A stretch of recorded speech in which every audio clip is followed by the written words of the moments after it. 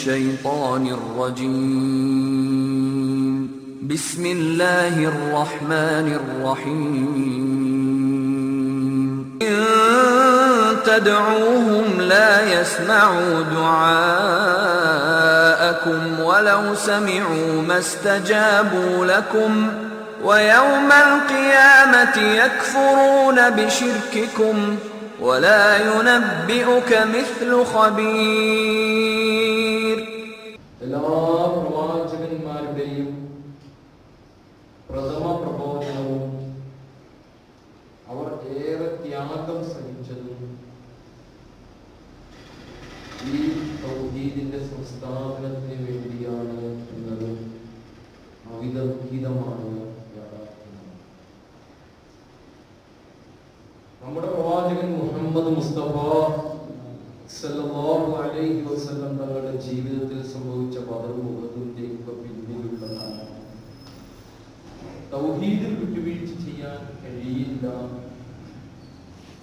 തൗഹീദിൽ ഒരു തരത്തിലും ഭയപ്പെടുത്താനാവില്ല എന്ന ബോധമാണ്.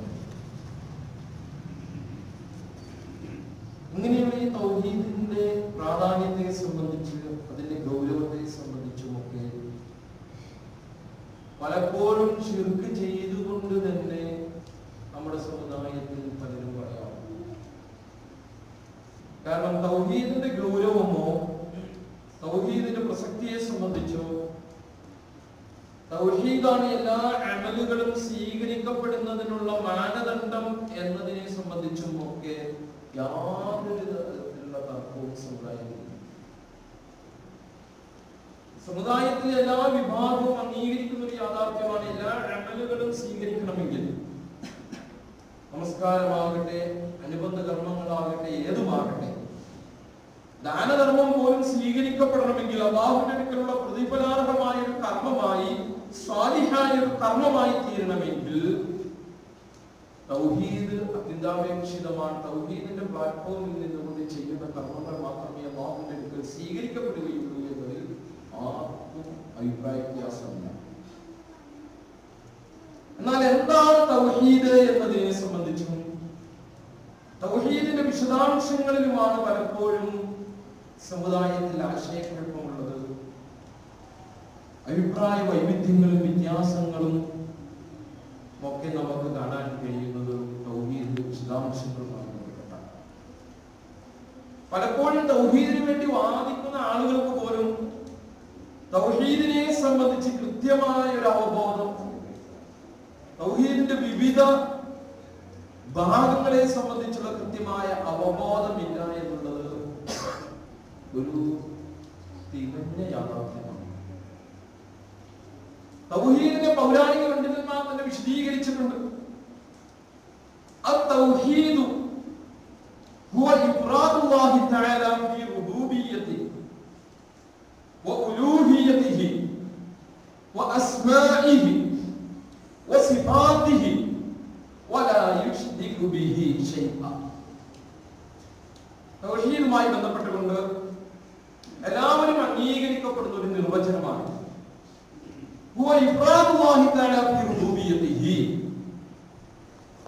സൃഷ്ടിപ്പിലും സംരക്ഷണത്തിലും ആരാധനകളുടെ അർഹതയിലും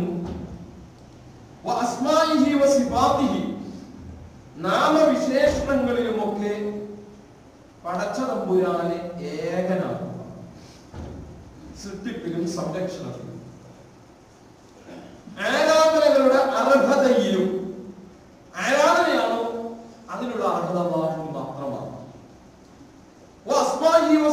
അവന്റെ ഇസ്മുകൾ, അവന്റെ നാമങ്ങൾ, പടച്ചതമ്പുരാന് 99 നാമങ്ങൾ പറയപ്പെടുന്നത്. ഈ നാമങ്ങളൊക്കെയും അർത്ഥവത്തായ ഒന്നാണ്. അല്ലാഹുവിന്റെ അസ്തിത്വവുമായി അഭേദ്യമായി ബന്ധപ്പെട്ട ഒന്നാണ്. അതിലൊന്നും മറ്റാരെയും പങ്കാക്കാനാവില്ല. ആ ഗുണങ്ങളൊന്നും മറ്റാർക്കും പങ്കുവെക്കാനും കഴിയില്ല. അല്ലാഹുവിന്റെ വിശേഷണങ്ങൾ, അല്ലാഹുവിൻ നമ്മൾ പ്രാഥമിക മദ്രസയിൽ കൊച്ചുകാലത്ത് പഠിച്ചിട്ടുണ്ട്. അല്ലാഹുവിന്റെ 20ഓളം നിർബന്ധമായ വിശേഷണങ്ങൾ, മുഹാലായ അഥവാ പടച്ചതമ്പുരാന്റെ അസ്തിത്വവുമായി ബന്ധപ്പെട്ട് ഉൾക്കൊള്ളാൻ പാടില്ലാത്ത അസംഭവ്യമായ കുറെ സിഫത്തുകൾ, വിശേഷണങ്ങൾ. ഇങ്ങനെ ഇതിലൊക്കെയും അല്ലാഹുവിനെ ഏകനാക്കുക എന്നത് ഈ നിർവചനത്തിന്റെ വിഷയത്തിലും സമുദായത്തിലെ അഭിപ്രായ വ്യത്യാസം. നമ്മൾ എവിടെയാണ് അഭിപ്രായ വ്യത്യാസം എന്നുള്ളതും എവിടെയാണ് ചില വ്യതിചലിച്ചു പോയത് എന്നതും കൃത്യമായി മനസ്സിലാക്കേണ്ടത്. പലപ്പോഴും ആ ഒരു ബോധം നമ്മിൽ പറയുന്നു. അതുകൊണ്ടാണ് ഞാൻ ആദ്യം തൗഹീദിന്റെ പ്രാധാന്യത്തെ സംബന്ധിച്ചും തൗഹീദിനെ സംബന്ധിച്ച് എല്ലാവരും അംഗീകരിക്കുന്ന ചില ഡയലോഗുകളും പറഞ്ഞത്. കാരണം അവിടെ ഒന്നും ആർക്കും അഭിപ്രായ വ്യത്യാസമില്ല, തൗഹീദിന്റെ നിർവചനത്തിലുമില്ല. പക്ഷെ അതിന്റെ വിശദാംശങ്ങളിലാണ് പലപ്പോഴും അഭിപ്രായ വൈവിധ്യം നമുക്ക് കാണാൻ കഴിയുന്നത്. അപ്പൊ നമ്മൾ ഈ പറഞ്ഞ കാര്യങ്ങൾ, ഉലൂഹിയത്ത്, റുബൂബിയത്ത്, അതേപോലെ മുലൂക്കിയത്ത്, അതേപോലെ അസ്മാ സിഫാത്ത്, ഇതൊക്കെയും അല്ലാഹുവിന് മാത്രമാക്കുന്നതിന് പറയുന്ന പേരാണ് തൗഹീദ്.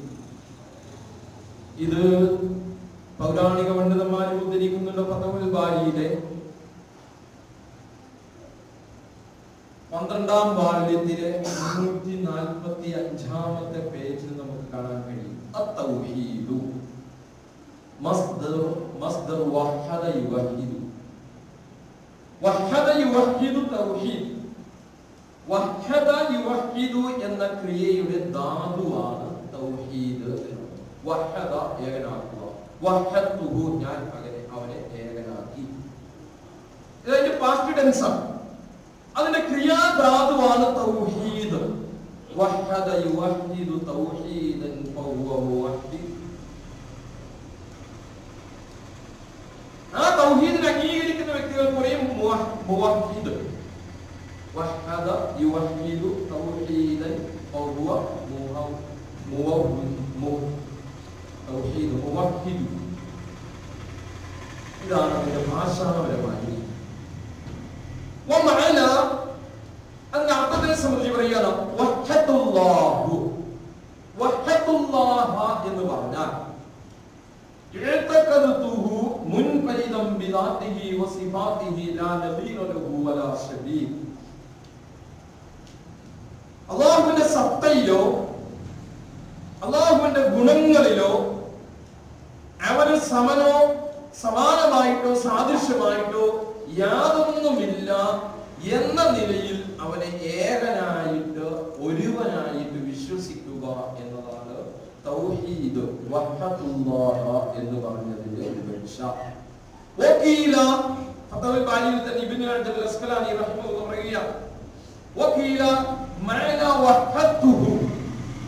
അല്ലാഹുവിനെ ഞാൻ ഏകനാക്കി തൗഹീദ് ചെയ്തു എന്ന് പറഞ്ഞാൽ അല്ലംതുഹു വാഹിദ, ഞാൻ അവനെ ഏകനായി മനസ്സിലാക്കി എന്നതാണ് അതിന്റെ അർത്ഥം. അഥവാ തൗഹീദ് എന്നത് ഹൃദയത്തിന്റെ ഉള്ളിലുള്ള രൂഢമായ ഒരു ബോധ്യമാണ്, ഒരു അറിവാണ്, തിരിച്ചറിവാണ്. കൃത്യമായി അല്ലാഹുവിനെ സംബന്ധിച്ച് പ്രപഞ്ചത്തിലെ വിവിധ ദൃഷ്ടാന്തങ്ങൾ വായിച്ചെടുത്തുകൊണ്ട് തന്റെ ശരീരത്തിലേക്ക് നോക്കിക്കൊണ്ട് താൻ ജീവിക്കുന്ന ചുറ്റുപാടിലേക്ക് നോക്കിക്കൊണ്ട് അല്ലാഹുവിനെ ഏകനായിട്ട് മനസ്സിലാക്കാൻ, ആ മനസ്സിലാക്കിയതനുസരിച്ച് അവന് അർഹതപ്പെട്ടത് അവന് മാത്രം നൽകുക എന്നതാണ്. ആ തിരിച്ചറിവിനാണ് യഥാർത്ഥത്തിൽ തൗഹീദ് എന്ന് പറയുന്നത് എന്നും ഒരു വിശദീകരണമുണ്ട്. വകീല വീണ്ടും പറയപ്പെടുന്നു സലത്തു അൻഹുവൽ കൈഫിയത വൽ കമ്മിയത. കൈഫിയത്ത് എന്ന് പറഞ്ഞാൽ രൂപം, ആകൃതി. കമ്മിയത്ത് പറഞ്ഞാൽ ബഹുത്വം. ഇത് രണ്ടിനും നിഷേധിക്കുക. ഇത് രണ്ടും പടച്ചതമ്പുരാന്റെ അസ്തിത്വവുമായി ബന്ധപ്പെടുത്തിക്കൊണ്ട് നിഷേധിക്കുന്നതിനാണ് തൗഹീദ് എന്ന് പറയുന്നത്. അങ്ങനെ വരുമ്പോൾ അവൻ അവന്റെ അസ്തിത്വത്തിൽ ഏകനായിരിക്കും.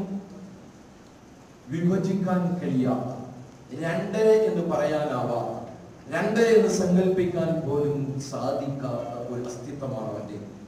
അവന്റെ സിഫത്തുകളിലും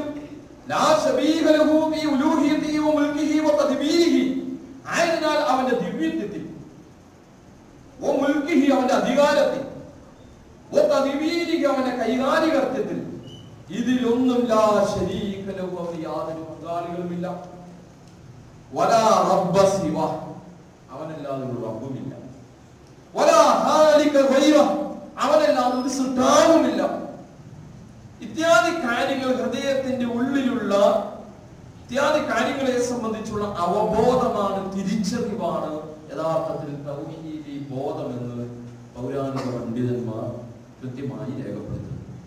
കേരളത്തിലെ എല്ലാ പണ്ഡിത വിഭാഗവും അംഗീകരിക്കുന്ന ബുഖാരിയുടെ ഏറ്റവും പ്രാമാണികമായ ശറഹാണ് ഫത്ഹുൽ ബാരി. സുന്നി ലോകത്തെ ഏറ്റവും അംഗീകാരമുള്ള പണ്ഡിതനാണ് ഇബ്നു ഹജർ അൽ അസ്ഖലാനി റഹിമഹുല്ലാഹ്. അദ്ദേഹത്തിൻ്റെതാണ് ഫത്ഹുൽ ബാരി. അതിൽ പറയുന്ന തൗഹീദിന്റെ നിർവചനമാണ് ഇപ്പോൾ നാം കേട്ടത്.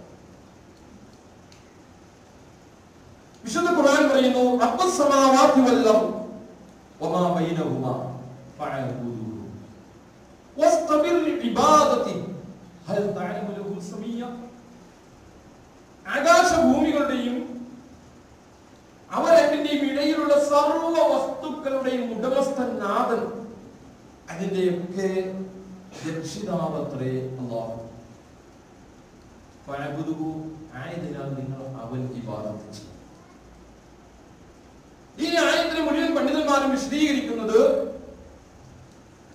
ഇബാദത്ത് എന്ന സാങ്കേതികമായ പദം തന്നെ രൂപപ്പെടുന്നത് ആകാശഭൂമികളുടെ ഉടമസ്ഥനും രക്ഷിതാവും നിയന്താവും അവക്കിടയിലുള്ള സർവ്വ വസ്തുക്കളുടെയും സർവ്വചരാചരങ്ങളുടെയും ഉടമസ്ഥനും രക്ഷിതാവും നിയന്താവും അല്ലാഹുവാണ് എന്ന് വിശ്വസിക്കുമ്പോൾ, ആ വിശ്വാസത്തിന്റെ പുറത്ത് നിന്നുകൊണ്ട് അമൽ ചെയ്യുമ്പോൾ, പ്രവർത്തനങ്ങൾ നന്മകൾ ചെയ്യുമ്പോൾ മാത്രമേ ആ നന്മകൾക്ക് ഇബാദത്ത് എന്ന് ഇസ്ലാമിന്റെ സാങ്കേതിക ഭാഷയിൽ പറയാൻ പോലും സാധിക്കുകയുള്ളൂ. വിശുദ്ധ ഖുർആൻ ഈ ആയത്തിന് എങ്ങനെയാണ് എല്ലാവരും വിശദീകരിക്കുന്നത്?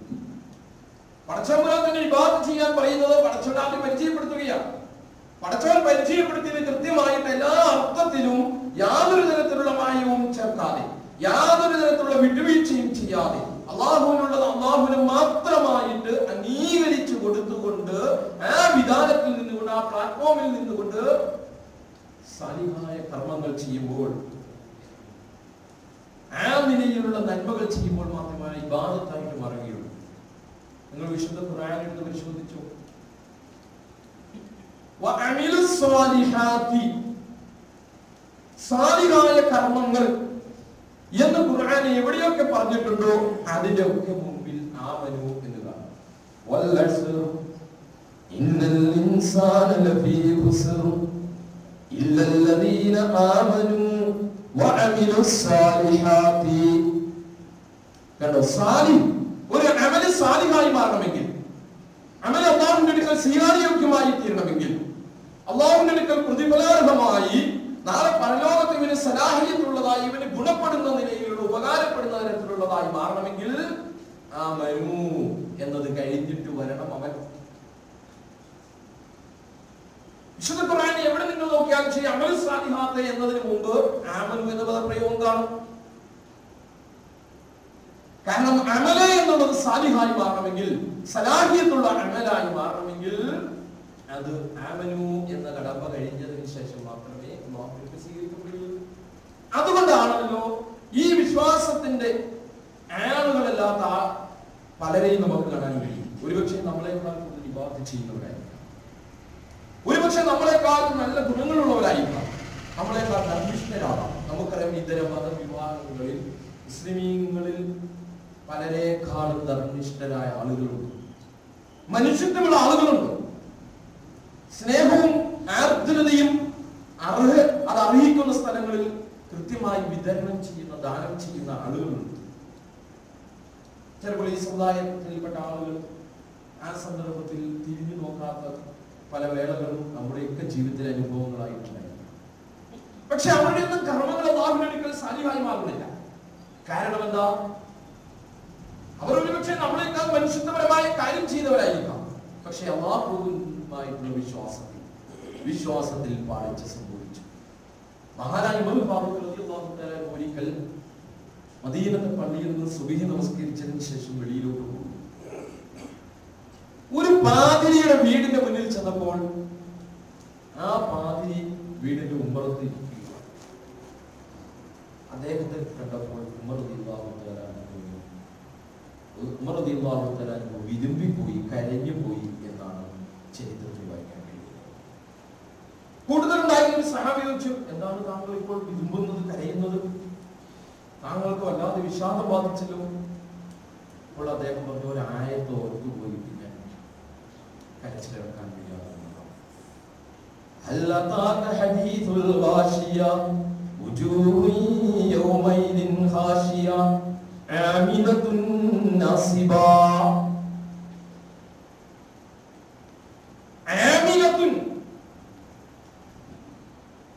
പടച്ചതമ്പുരാന് വേണ്ടി വല്ലാതെ അമൽ ചെയ്തവരാണ്.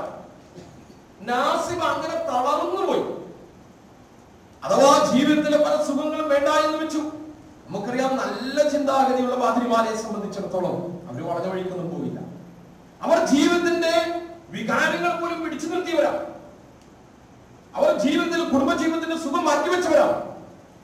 സമൂഹത്തിന് വേണ്ടി തന്റെ ജീവിതത്തെ ദാനം ചെയ്തവരാണ്, ഒഴിഞ്ഞു വെച്ചവരാണ്. അവരെ സംബന്ധിച്ച് പറയുകയാണ് ആമിലത്തുൻ, അവർ അങ്ങേയറ്റം അമൽ ചെയ്തവരാണ്.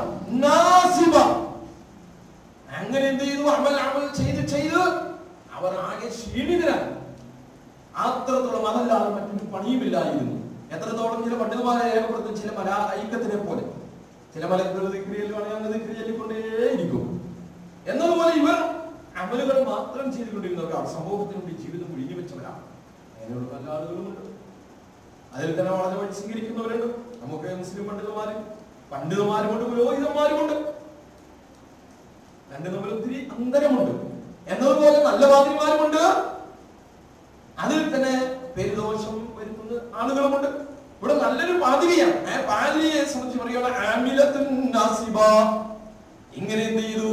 അവർ വിശ്വസിക്കുന്ന പടച്ചതമ്പുരാന് വേണ്ടി അമൽ ചെയ്തുകൊണ്ടേയിരുന്നു. പക്ഷേ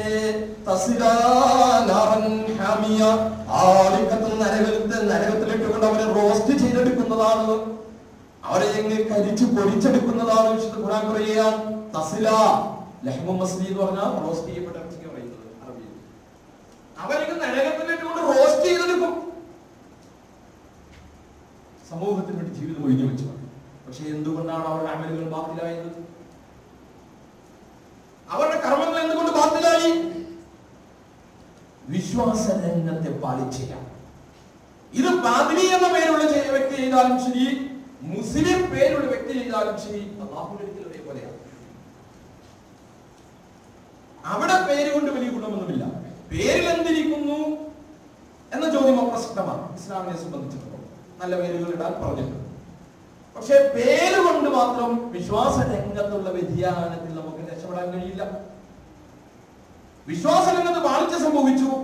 അവൻ മുസ്ലിം പണ്ഡിതനായി പുരോഹിതനായി അറിയപ്പെട്ടു, അല്ലെങ്കിൽ ക്രൈസ്തവ പുരോഹിതനായിട്ട് അറിയപ്പെട്ടു. എങ്ങനെയാണെങ്കിലും ശരി, അല്ലാഹുവിന്റെ അടുക്കൽ ഒരേപോലെയാണ് എന്ന് നാം തിരിച്ചറിയും. അത് പണ്ഡിതനാണെങ്കിലും ശരി, പാമരനാണെങ്കിലും ശരി. കാരണം തൗഹീദിന്റെ വിഷയത്തിൽ പണ്ഡിതനെന്നോ പാമരനെന്നോ വ്യത്യാസമില്ല.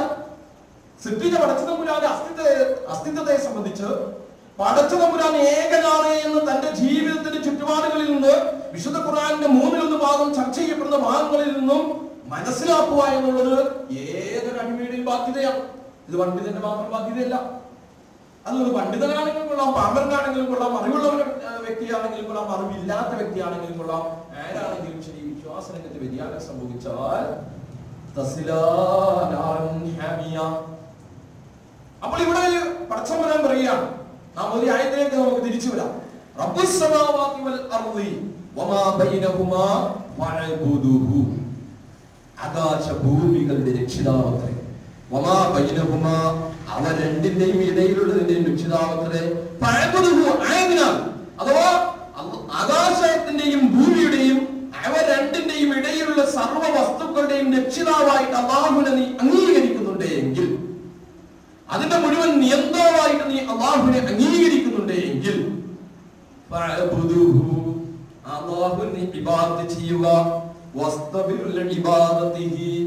ആ ഇബാദത്ത് എന്നുള്ള ഒരു നൈമിഷികമായ പണിയല്ല, നമസ്കാരം മാത്രമല്ല ഇബാദത്ത്. വസ്തബിർ ലിഇബാദതി. ആ ഇബാദത്തിൽ നിന്റെ ജീവിതത്തെ നീ സ്ഥൈര്യത്തോടുകൂടി നൈരന്തര്യത്തോടുകൂടി നിലനിർത്തുകയും ചെയ്യുക. ക്ഷമയോടുകൂടി, അവധാനതയോടുകൂടി, സ്ഥിരതയോടുകൂടി നീ അതിൽ ഉറച്ചു നിൽക്കുക. എന്നിട്ട് ഖുർആൻ തന്നെ ചോദിക്കുക, തൗഹീദിന്റെ വിഷയമാണ് ഇവിടെ പറയുന്നത്. ഈ നിലയിലൊക്കെ പേരൊത്ത ലക്ഷണമൊത്ത ഇങ്ങനെ അല്ലാഹുവിന്റെ ഗുണങ്ങളൊക്കെയുള്ള, അല്ലാഹുവിനെ പോലെ ഈ നിലയിൽ ആളൊത്ത, പേരൊത്ത, നാമമൊത്ത, വിശേഷണമൊത്ത, അസ്തിത്വമൊത്ത ഒരാളെ നിങ്ങൾക്കറിയുമോ? അറിയുമെങ്കിൽ ചൂണ്ടിക്കാണിക്കുക, ഖുർആൻ വെല്ലുവിളിക്കുക. നിനക്കറിയുമോ?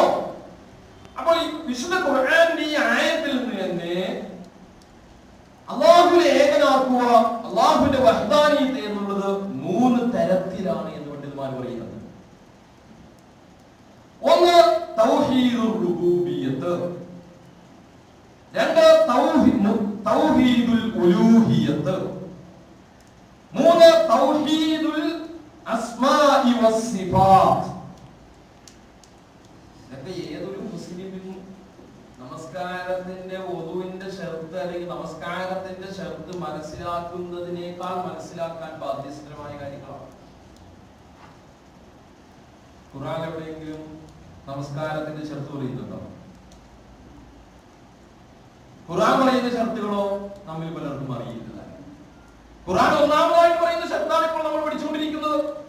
ഏതൊരു ഇബാദത്തും അല്ലാഹുവിന്റെ അടുക്കൽ സ്വീകാര്യോഗ്യമാകണമെങ്കിൽ തൗഹീദ് എന്ന പ്രതലത്തിൽ നിന്നുകൊണ്ട് ചെയ്യാൻ മാത്രമേ ആവുകയുള്ളൂ. നമ്മളായ നമസ്കാരത്തിന് പഠിച്ചിട്ടുള്ളത് എന്താ? നമസ്കാരത്തിന്റെ ഷർത്ത് 4 പഠിച്ചിട്ടുണ്ട്. ആ 4 ഏതെങ്കിലും വരുന്നുണ്ടോ? അപ്പൊ നമസ്കാരം എന്ന കർമ്മമാകട്ടെ, ഏതുമാകട്ടെ, എല്ലാ കർമ്മങ്ങൾക്കും അടിസ്ഥാനപരമായി കുറെ നിബന്ധനകൾ ഖുർആൻ വെക്കുന്നുണ്ട്. അപ്പൊ അതിന്റെ ശാഖാപരമായ ഷർത്തുകൾ മനസ്സിലാക്കുന്നതിനേക്കാൾ ഉപരി ഇക്കാര്യങ്ങളാണ് അടിസ്ഥാനപരമായിട്ട് മനസ്സിലാക്കേണ്ടത്. ഒരു വ്യക്തിക്ക് നമസ്കരിക്കാൻ അറിയില്ല എന്ന് വിചാരിക്കുക, അതിനേക്കാൾ ഗൗരവമാണ്. ഫാത്തിഹ ഓതാൻ അറിയില്ല എന്നതിനേക്കാൾ ഗൗരവമാണ് തൗഹീദുമായി ബന്ധപ്പെട്ട അവബോധത്തിൽ അവന് പാളിച്ച സംഭവിക്കുക. ഈ ആയത്തിന്റെ അടിസ്ഥാനത്തിൽ തൗഹീദിനെ 3 ആയിട്ട് വിഭജിച്ചിട്ടുണ്ട്. ഒന്ന് തൗഹീദുർ റുബൂബിയ്യത്ത്, സൃഷ്ടി സംരക്ഷണത്തിലുള്ള ഏകത്വം. 2 തൗഹീദുൽ ഉലൂഹിയ്യത്ത്, ആരാധനകളുടെ അർഹതയിലുള്ള ഏകത്വം. 3 തൗഹീദുൽ അസ്മാഇ വസ്സിഫാത്ത്, നാമ ഗുണ വിശേഷണങ്ങളിലുള്ള ഏകത്വം. ഇത് 3 വിശദമായി പറയാൻ തന്നെ ഉദ്ദേശിക്കുകയാണ്.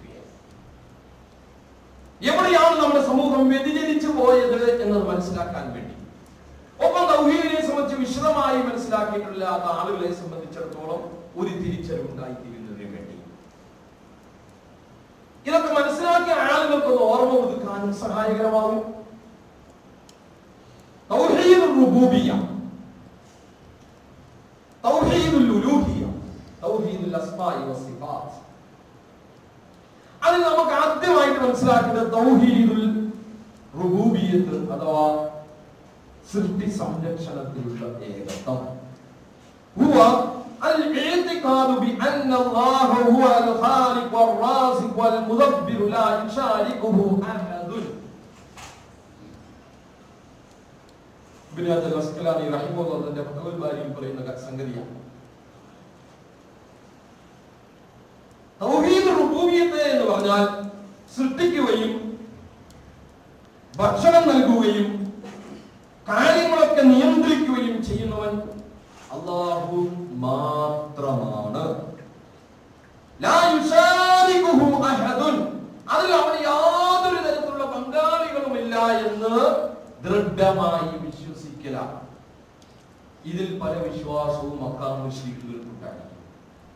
മക്കാ മുശ്രിക്കുകളുടെ ആ നിലവാരത്തിലേക്ക് പോലും ഉമ്മത്തെ മുഹമ്മദ് ഇന്ന് എത്തിച്ചേർന്നിട്ടില്ല എന്നതിന്റെ വിശദാംശത്തിൽ നിങ്ങൾക്ക് മനസ്സിലാവും. ചെറിയൊരു ഉദാഹരണം നിങ്ങളൊന്ന് മനസ്സിലാക്കിയാൽ മതി. നമ്മൾ കേട്ടിട്ടില്ലേ സലാത്തുൻ നാരിയ, നാരിയത്ത് സലാത്ത്.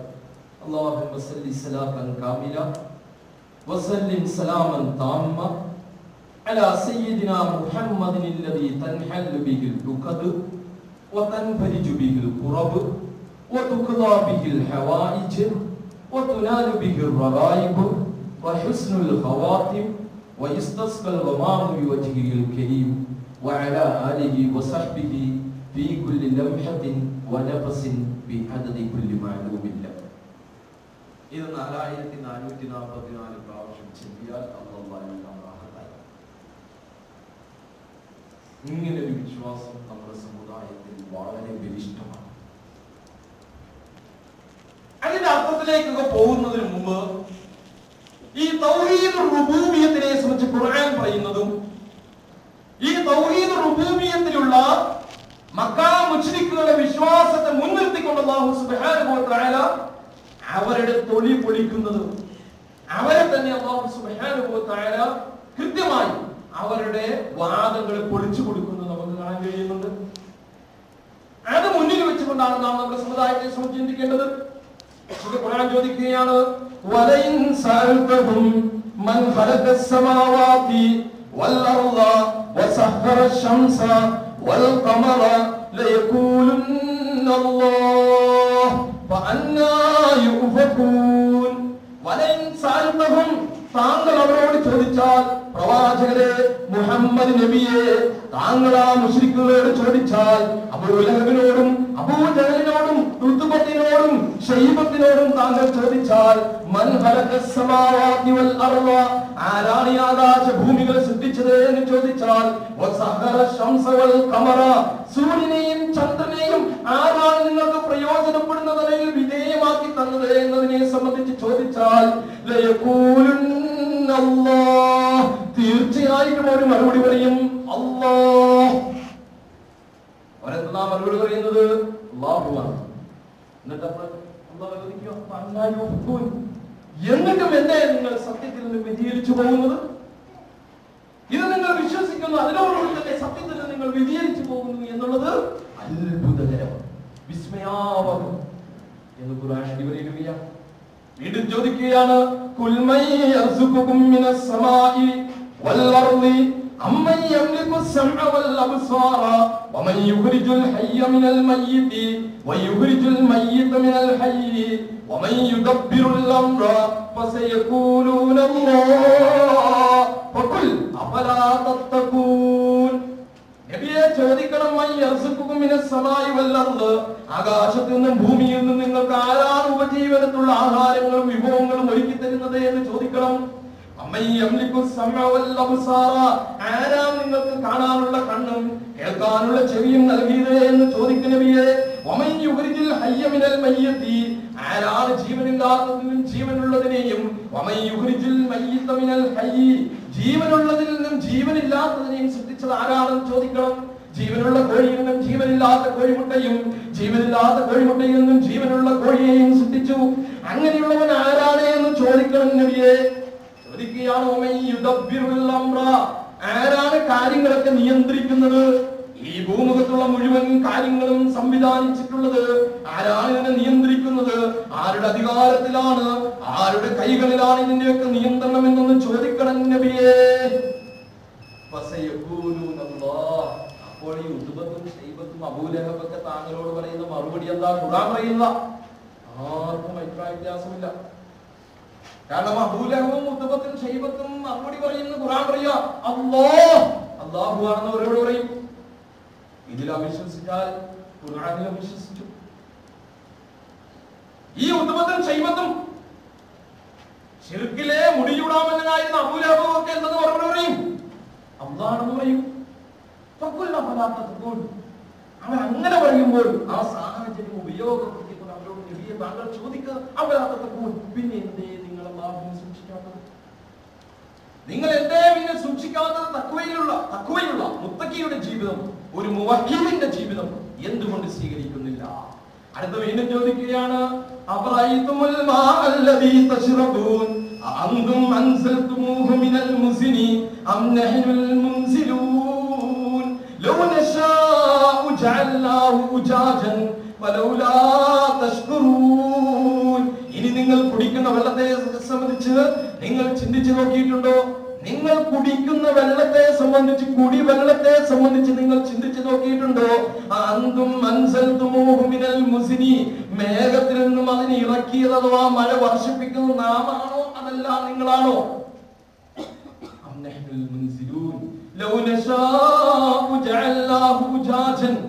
അത് കുടിക്കാൻ ദുസ്വാദുള്ള ചവർപ്പുള്ള വെള്ളമാക്കി നാം മാറ്റിയിരുന്നുവെങ്കിൽ നിങ്ങൾക്ക് എവിടെ നിന്നായിരുന്നു കുടിക്കാൻ ശുദ്ധവെള്ളം, കുടിവെള്ളം കിട്ടുന്നത് എന്ന് നബിയെ ആ സമൂഹത്തോടൊന്ന് ചോദിക്കൂ. അഫലാ തസ്കുറൂൻ. എന്നിട്ടും എന്തേ അബൂ ലഹബേ, എന്നിട്ടും എന്തേ ഉത്ബത്തെ ശൈബത്തെ നിങ്ങൾ തന്നെ രേഖപ്പെടുത്താത്തത്? അപ്പോൾ ഉത്ബത്തും ശൈബത്തും അംഗീകരിക്കുന്നു. മഴ പെയ്യിപ്പിക്കുന്നത് ആരാ? സാക്ഷാൽ പടച്ചതമ്പുരാനാണ്. സാക്ഷാൽ അബൂ ലഹബ്. വിശുദ്ധ ഖുർആൻ ഒരു സൂറത്ത് പോലും അവനും അവന്റെ പ്രബോധനത്തിനും വേണ്ടി മാറ്റിവെച്ചിട്ടുണ്ട്. വിശുദ്ധ ഖുർആൻ പേരെടുത്ത് ഖിയാമത്ത് നാൾ വരെയുള്ള മുഴുവൻ വിശ്വാസികളും ശാപത്തിന്റെ വാർത്തത്തിരിക്കുന്ന അബൂ ലഹബ്. ആ സാക്ഷാൽ അബൂ ലഹബ് പറയുകയാണ്, അല്ലാഹുവാണ് മഴ പെയ്യിപ്പിക്കുന്നത്.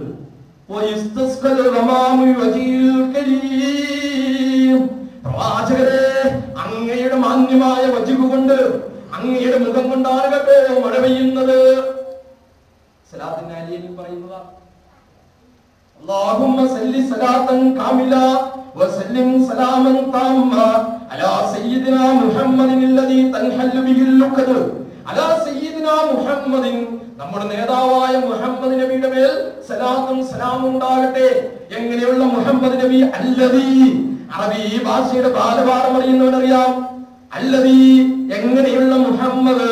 തൻഹല്ലു ബിഹിൽ ലുഖദ്, ആ മുഹമ്മദിനെ കൊണ്ടാണ് കേട്ടോ ജീവിതത്തിന്റെ മുഴുവൻ കെട്ടുപാടുകളും അഴിഞ്ഞു പോകുന്നത്.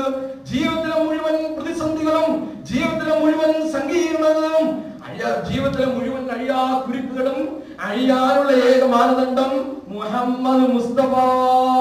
ആ മുഹമ്മദ് നബിയെ കൊണ്ടാണ് കേട്ടോ നിങ്ങളുടെ ജീവിതത്തിലെ പ്രതിസന്ധികളൊക്കെ മാറുന്നത്. അങ്ങോട്ട് നമുക്ക് വരാം. ശേഷം പറയാൻ ജീവിതത്തിലെ മുഴുവൻ പ്രയാസങ്ങളും ആ മുഹമ്മദിനെ കൊണ്ട് മാറിപ്പോകുന്നു. അങ്ങനെയുള്ള മുഹമ്മദ് സല്ലല്ലാഹു അലൈഹി വസല്ലം, സലാത്തിൽ നിന്ന് ആരംഭിക്കട്ടെ. സല്ലല്ലാഹു അലൈഹി വസല്ലം, ആ മുഹമ്മദ് നബിയെ കൊണ്ടാണ് വിഷമങ്ങളൊക്കെ മാറിപ്പോകുന്നത്. ജീവിതത്തിൽ മാനസികമായിട്ട് ബുദ്ധിമുട്ടുള്ളവരുണ്ട്, ശാരീരികമായി അങ്ങേയറ്റം വേദനിക്കുന്നവരുണ്ട്, മാറാ രോഗങ്ങൾ പിടിപെട്ടവരുണ്ട്. പടച്ചോൻ നമ്മളെ കാത്തിരക്ഷിക്കട്ടെ. ഇതൊക്കെ മാറാൻ, സുഖപ്പെടാനുള്ള മാർഗം മുഹമ്മദ് മുസ്തഫ. ജീവിതത്തിൽ നിങ്ങൾക്ക് കുറെ ആവശ്യങ്ങളുണ്ട്, അത്യാവശ്യങ്ങളുണ്ട്. ഇതെല്ലാം നിറവേറാനുള്ള അദ്ദേഹത്തെ കൊണ്ട് എന്ത് ചെയ്യും? കഥാക്കപ്പെടും, അദ്ദേഹത്തെ കൊണ്ട് നിറവേറ്റപ്പെടും. ആവശ്യങ്ങൾ ആ പ്രവാചകനെ കൊണ്ടാണ് കേട്ടോ നിങ്ങളുടെ മുഴുവൻ ആഗ്രഹങ്ങളും സഫലീകരിക്കപ്പെടുന്നത്. നിങ്ങളുടെ ജീവിതത്തിന്റെ പ്രതീക്ഷകൾ, നിങ്ങളുടെ ജീവിതത്തിന്റെ സ്വപ്നങ്ങൾ, നിങ്ങളുടെ ജീവിതത്തിന്റെ ആഗ്രഹങ്ങൾ ഉണ്ടല്ലോ, നിങ്ങളുടെ ജീവിതത്തിന്റെ ഭാവി സ്വപ്നങ്ങൾ, പ്ലാനുകൾ, ഇതൊക്കെയും നിറവേറ്റപ്പെടുന്നത് ആ മുഹമ്മദ് മുസ്തഫ സല്ലല്ലാഹു അലൈഹി വസല്ലമയെ കൊണ്ടാണ്. ഇതാണ് സലാത്തിന്റെ അരിയ.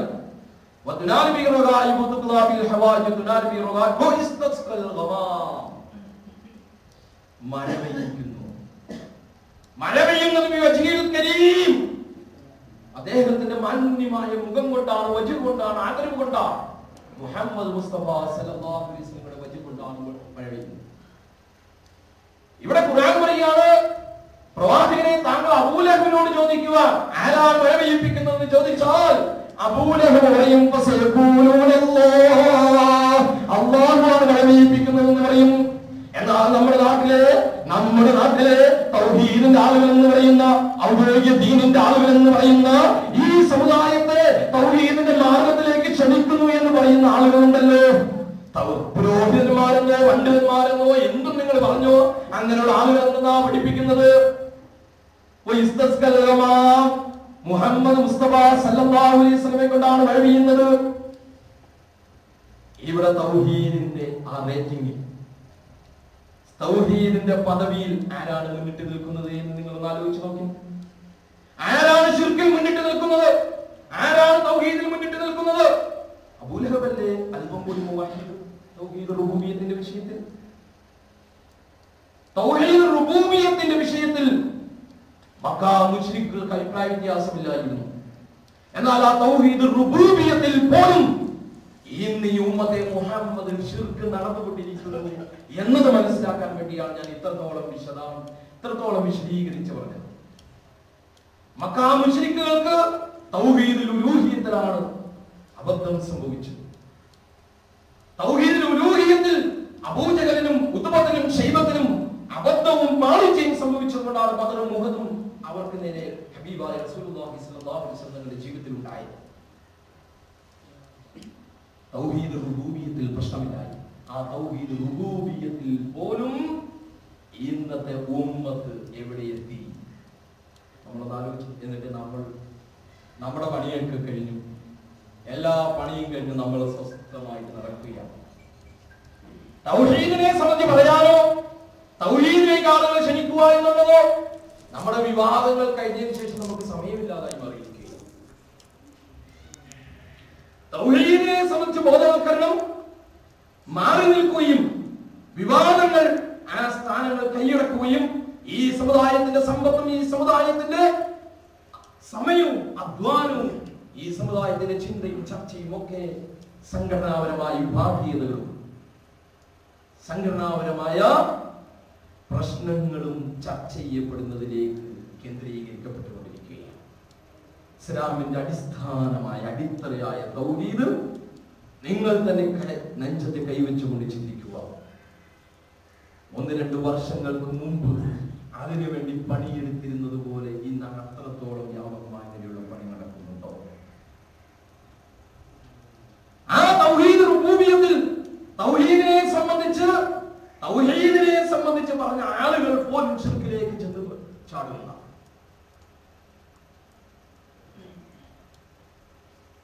ചിലരും കല്ലിനെയും കരടിനെയും വിളിച്ചു പ്രാർത്ഥിക്കും.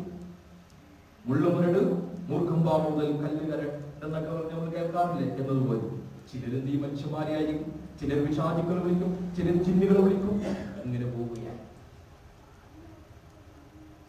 പടച്ചതമ്പുരാനിലേക്ക് മാത്രം കൊടുക്കേണ്ടത് പടച്ചതമ്പുരാനിൽ മാത്രം പരിമിതപ്പെടുത്തിക്കൊണ്ട് ഈ തൗഹീദ്, ഈ ബോധം, ഈ തൗഹീദ് ശിർക്കുമായി ബന്ധപ്പെട്ടുകൊണ്ട് ജീവിക്കുന്ന നമ്മുടെ കുടുംബത്തിലെ ആളുകളിലേക്ക്, നമ്മുടെ മഹല്ലത്തിലെ ആളുകളിലേക്ക്, നമ്മുടെ നാടുകളിലെ ആളുകളിലേക്ക് പകർന്നു കൊടുക്കുക എന്നുള്ളത് നമ്മുടെ ഓരോരുത്തരുടെയും എത്രത്തോളം വലിയ ബാധ്യതയാണ് എന്ന് നാം തിരിച്ചറിയണം.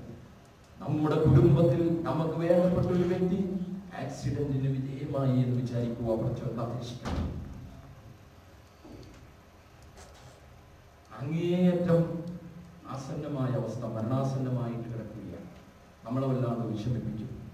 അതിനേക്കാൾ കൂടുതൽ നമ്മളെ വിഷമിപ്പിക്കേണ്ടതാണ് ആ വ്യക്തിയുടെ തൗഹീദി രംഗത്തുള്ള പാളിച്ച. നമുക്ക് വളരെ വേണ്ടപ്പെടുന്ന നമ്മുടെ കുടുംബത്തിലെ ഒരു വ്യക്തി, ആ വ്യക്തി ആക്സിഡന്റിന് വിധേയമായി മരണത്തോട് മല്ലടിക്കുന്നു, അല്ലെങ്കിൽ ജീവിതം കൊണ്ട് ഇനി ഒന്നും ചെയ്യാനാവില്ല, എന്നും ചെയ്യാവുലമ്പി ഇനി ആരുടെയെങ്കിലും പരസഹായം കൊണ്ട് മാത്രമേ ജീവിക്കുകയുള്ളൂ എന്നൊരവസ്ഥ വരുമ്പോൾ അയാളോട് നമുക്ക് തോന്നുന്ന ആ ഒരു ദയ, അയാളുടെ വിഷയത്തിൽ നമുക്ക് തോന്നുന്ന ഒരു വേദന, ആ വേദനയാണോ പരലോകം അയാൾക്ക് നഷ്ടപ്പെടുന്നതിന്റെ പേരിലുള്ള വേദനയാണോ വലുത് എന്ന് നമ്മളൊന്ന് ആലോചിച്ച് നോക്കി. പലപ്പോഴും നമുക്ക് ദുനിയാവിലെ അയാളുടെ ജീവിതം നഷ്ടപ്പെടുന്നതിന്റെ വേദനയാണ് നിൽക്കുന്നത്. എന്റെയും നിങ്ങളുടെയും സമൂഹത്തിൽ തൗഹീദ് എത്തിക്കുന്നതിന് വേണ്ടിയുള്ള നമ്മുടെ ഓരോരുത്തരുടെയും മനസ്സിന്റെ ഉള്ളിലുള്ള ആഗ്രഹത്തെയും അതിൽ തിരിച്ചറിയാൻ കഴിയും. എത്രത്തോളം പ്രസക്തിയുണ്ട് എന്ന് അല്ലാഹു സുബ്ഹാനഹു വ തആല ചിന്തിക്കാൻ ഉപയോഗിച്ചിരിക്കുകയാണ്. തൗഹീദ് റുബൂബിയ്യത്തിന്റെ വിശദാംശങ്ങളെ സംബന്ധിച്ച്, തൗഹീദ് ഉലൂഹിയ്യത്തിനെ സംബന്ധിച്ചും, തൗഹീദ് അസ്മാഇ വ സിഫാത്ത് ഇതിനെ സംബന്ധിച്ചും ഒക്കെ ഇൻഷാ അല്ലാഹ് അനുഗ്രഹിച്ചാൽ നമുക്ക് പഠിക്കാം. അല്ലാഹു സുബ്ഹാനഹു വ തആല ജീവിതാന്ത്യം വരെ മുവഹ്ഹിദായി ജീവിക്കാൻ എന്നെ നിങ്ങളെ അനുഗ്രഹിക്കുമാറാകട്ടെ.